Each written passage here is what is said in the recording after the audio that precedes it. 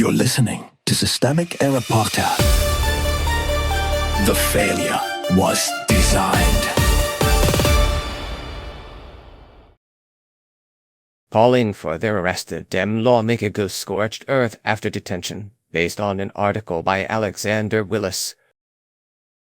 Settler violence is not a side story. Power was not missing.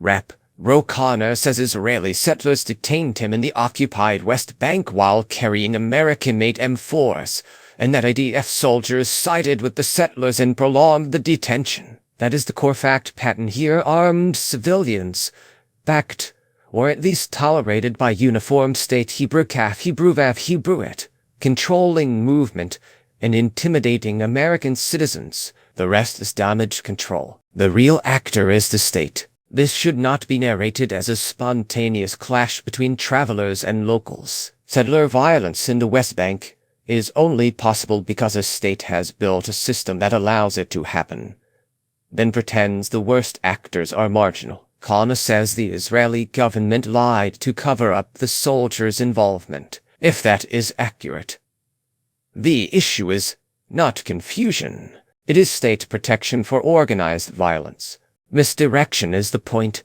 The right-wing reflex here was immediate to pivot from armed detention of an elected U.S. lawmaker to whether Khanna blew off an offer to meet former hostages. That is classic misdirection. It recast the victim as rude, the armed men as misunderstood, and the state's conduct as a matter of tone. Laura Loomer and Rep. Craig Murphy, by siding with the Israeli government over Khanna, helped launder that inversion. The press can be used as a shield. The New York Post's anonymous claim about Khanna skipping a hostage meeting fits the same pattern. An unattributed leak, likely from officials, is deployed to muddy the waters and shift attention away from the detention itself. That is not reporting as much as strategic narrative sabotage. When institutions cannot defend the facts, they move to impeach the witness. This is settler impunity. The source notes more than 17 Israeli settlers illegally living in the West Bank. Rising violence over the past year. A 1732 documented incidents of settler violence in a 12-month period, and at least 15 Americans killed by Israeli settlers since 2000. Those numbers describe a political order, not a series of anomalies. If armed settlers can detain journalists and an American member of Congress while soldiers allegedly assist them, then extremism is not outside the system. It is one of its operating features.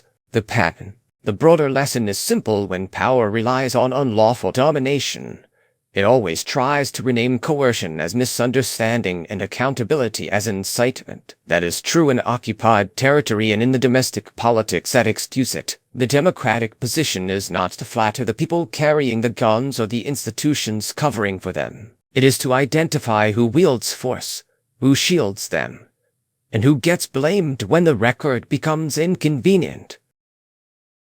You've been listening to Systemic Error. Thanks to Raw Story for today's article, with the automated voice of John. Thanks for listening.